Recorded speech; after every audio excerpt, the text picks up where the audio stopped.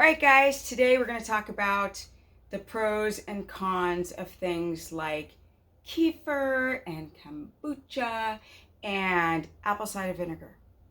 Let's start off with the kefir family. Now, a lot of these fermented foods have a similar problem, which I want to talk about in all these diets. Here we got raw kefir. This is from an A2 cow. A2 cows are brown and white.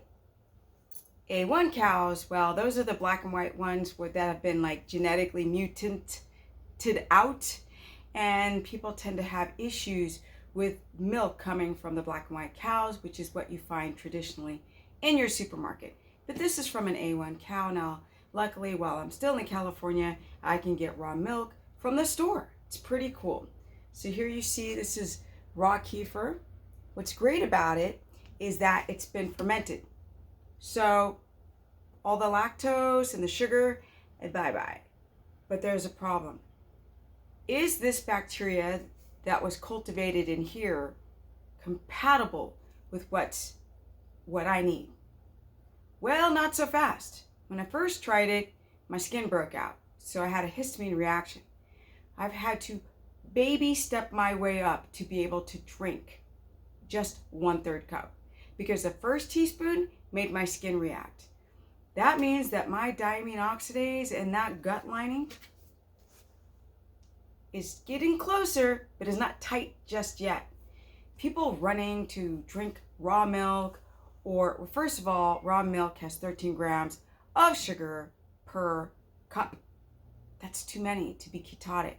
If you're doing low carb, high fat, and you're not reacting to the milk, it's great. Raw, A2 cow, it's amazing. Really great for the gut microbes.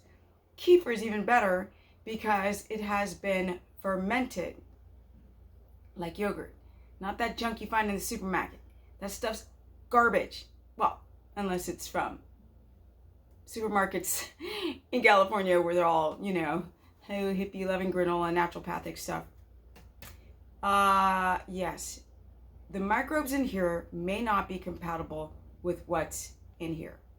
And that is because with a dysbiotic gut and the bacteria is like this, all wonky and out of whack, then you might be adding more bacteria that your gut doesn't need, and then you explode. You feel bloated, you feel horrible. Some people who take probiotics end up in the hospital because they feel so bad. They actually have sharp pains of gas. So don't run to the probiotic counter or the kombuchas.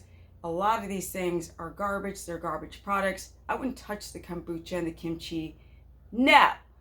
I would look more towards the raw milk family. Raw milk for people on low carb, high fat who are still dependent on carbs and starches. People who are doing keto and high fat carnivore should consider kefir as a solution to raw milk, except test it first, because you don't want to start growing a bunch of bad bacteria when you are already having issues with your histamine. Let's talk about the apple cider vinegar. Apple cider vinegar, I have no problem with. Not at all.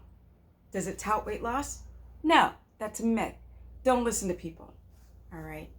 These are fermented apples. Now, the good thing about this is that the apple cider vinegar and any citrus, lemons, help to dissolve the stones and sludge in the whole biliary duct system.